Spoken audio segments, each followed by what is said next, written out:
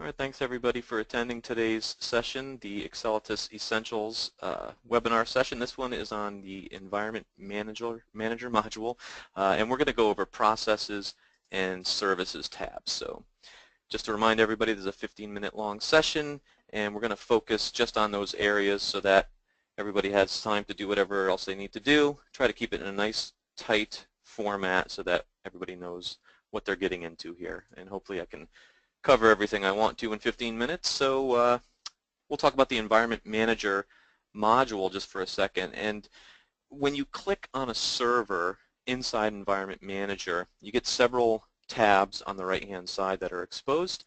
You get a Properties tab, which will include not only the properties for that server that you've selected, but also any properties that are exposed through the plugins that server has enabled on it. So if you have an HFM plugin, you'll get some statistics and properties for your HFM applications. If you have a SQL Server plugin, on down the line where you can get that information. You have a KPIs tab, which is, again, server specific. Even though KPIs are assigned by group, in this environment, when you click on the KPIs tab with your server selected, you'll see just the ones that are assigned to that server, and you can sort them in a whole bunch of ways that might make better sense to you than just looking at them in one long list. You also have a Users tab, which includes users that are logged onto the machine, any sessions, and also any user logins that are captured by the plugin. So you'll have Oracle database users, SQL Server database users and what they're doing. So again, depending on what plugins you have. Same thing for the Jobs tab. Depends on the plugins, and you'll see that information exposed. You also have a Files tab, and just really quickly, it's for Windows OS, and it's a read-only tab. But again, you can traverse your directory tree and see what files are there, if they exist, and that sort of thing. But the two things we're focusing on, of course, services and processes. Real quick slide on the information that's on the Services tab, and I'll show all this to you in a couple minutes. You see a bunch of columns. You get this service name. You get the service display name, which is a more friendly version. You'll get the status as opposed to running or stopped, and who the service is logging in as. And that information is split into two sections. We try to split out what we know as Oracle services as it might pertain to EPM or to Oracle database, and we'll put those at the top for easy access. And there's a bottom section that just says other services, and anything that doesn't fit into that Oracle template, we just kind of pop it down there. You can sort each section by any column. So if you're looking for a specific service and maybe you don't know what the display name is or the service name is, but you know it's logged in as a particular user, you could just hit the top of the column and sort them, and I'll show you all that stuff too. And on a Windows server, you do have the ability to stop or start any of the services. That's not true on the Linux side. Linux is a little bit different, even though those controls are at the top, and I'll show you a mixed environment. And you could click on it. It's not really going to do much. So just remember that the stop-start for services is only for Windows. And then on any service, no matter if it's Nix or Windows, you could right-click on a service, and you can instantly add as a custom health check. If you do that, there's some default values that are used. So if you don't change anything, it's going to be fairly default, and you'll see the display name of the service, and that's going to be used as the health check name and also the instance name. You can always go in and modify those. I'm going to show you that as well when I do the live demo. And the other tab is the Processes tab. Very similar, slightly different column heads, right? You can see the process ID. You'll see the process name. But on this one, we're going to give you a number of threads that the process currently has. We'll give you a couple different types of memory, and that I'll show you the difference. We have a working set and a virtual set, slightly different, but probably important to see both of them. And then the CPU. Same thing, split into the exact same two sections. Oracle services on the top. Anything else gets filtered on the bottom. Sortable by any section, but any column. Again, you can just click on the top of it, and we'll show you. On the Processes tab, it doesn't matter if you're on Windows or on Nix, you could kill a process. So if you see something running, you have a runaway process, some service won't stop, could be a number of things going on. HFM is sort of famous for you having to go in and kill an HSV data source, so On this tab, you can select that and you can kill it. Doesn't matter if it's on Windows or if it's on Nix. And we do have that right-click functionality as well on the Processes tab where you can add a custom health check. In this case, it's going to be a health check that has to do with the process, is the process up. Default values used again.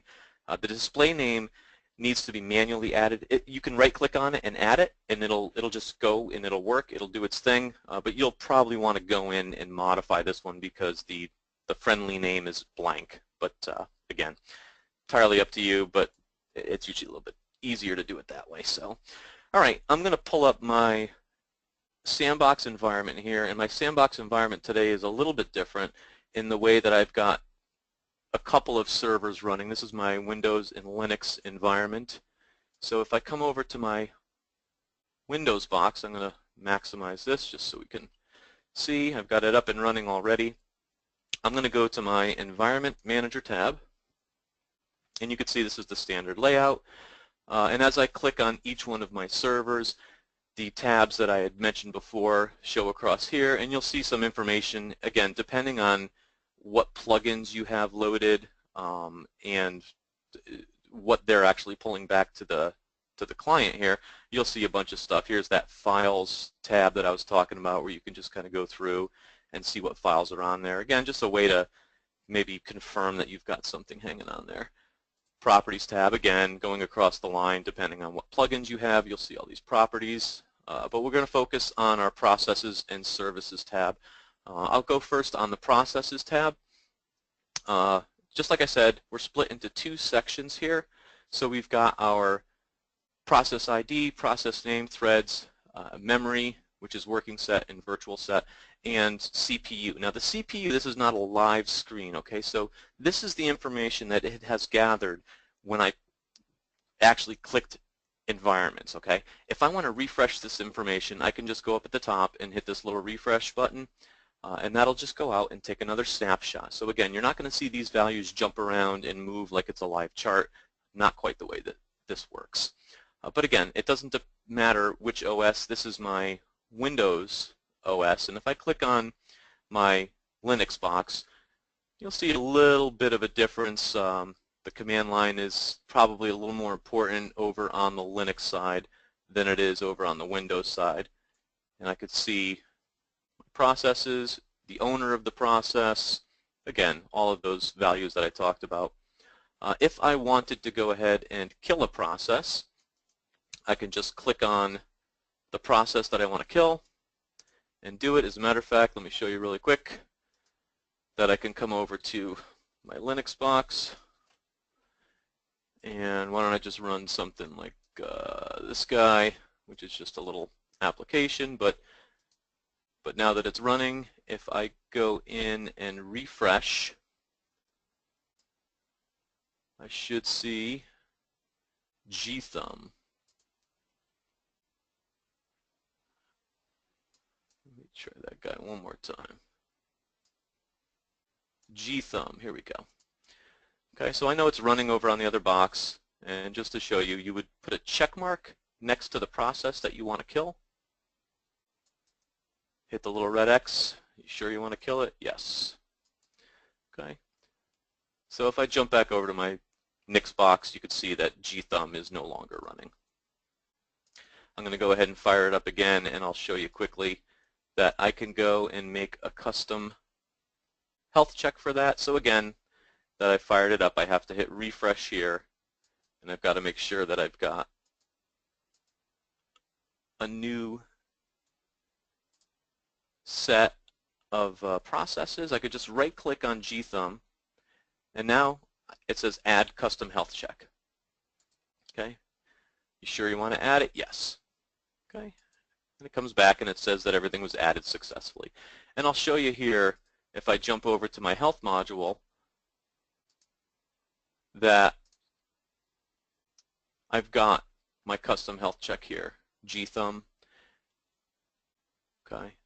You can see it's got a funny instance name. If I wanted to go in and change it, I could simply go in, double click, and you notice the display name says nothing. So I could modify it, and I could change this to whatever I want. Nixbox I could run it at different intervals. Again, it's going to assume some defaults here, but whatever I change it to, preview, okay. It's a very quick way to go down the line if you have a number of things that you want to have a health check for as far as processes go. Then you can go in and build them. Now, very similarly on the Services tab, again, you just have a set of columns here. Just like I said, I'm going to pop over to Windows because that one will make a little more sense. So the name of the service is the actual name that the machine knows it as. So you'll see a little bit weirder of a name. The Oracle EPM services make a lot more sense than some of these guys do. But you can open up display name and see the user-friendly name for these things. And you'll see it's got your status of running or stopped. We do not display a status of disabled. And that is something that I believe in the 4.1 version that should be coming out that we do.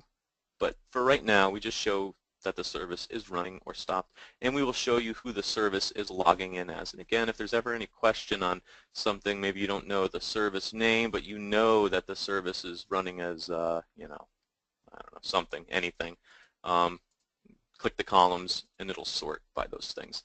And like I said before, you can stop and start selected services on Windows only. This does not work in Linux, but I can do all that kind of stuff. And just like I did with the processes, I can go ahead and give it a right click, add a custom health check, asks me to confirm it. I just say yes, yes, yes, okay. And then if I come back here, this is the one that I just added. And I'm just going to run it really quick. The other one I think I added as I was prepping for this class. But again, it puts all the information in there. If I go to the properties of that check, you'll see here that it just goes ahead and uses the name of it, you know, for all of these fields. And I could change it. It doesn't really care what I name it as long as it makes sense to me, because this display name is actually going to come through in the alerts, you know, if anything were to happen here. So just preview, okay. And that's really all there is to it. I also want to point out quickly before I leave that I've gotten a number of questions on these numbers. A lot of people are used to pulling up Task Manager, and Task Manager can have many things on here as far as the memory goes. Just because you see a memory set in a column doesn't really dictate you know, how much memory that process is using, right? They all mean a little bit something different. Working set memory is how much memory it's using. Private working set means this is the memory that it's using that it cannot share with any other process on the box. Now, does it matter to you which one you see?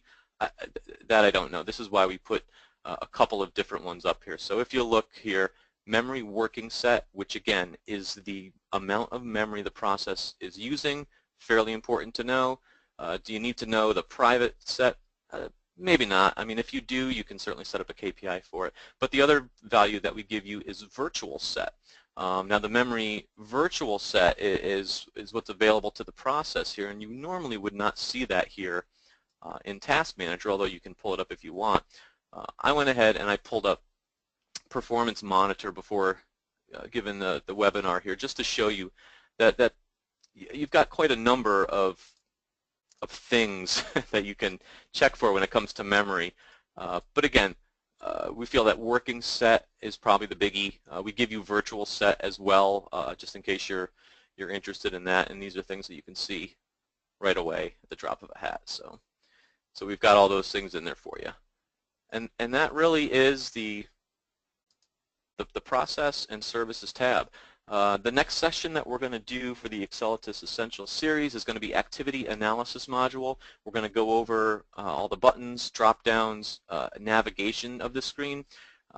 You know, as far as the controls go, not really what you could pull over, but more just showing you what all those things do, what all the sliders do, all the button, where everything comes from, so that way you can get a better handle on that module.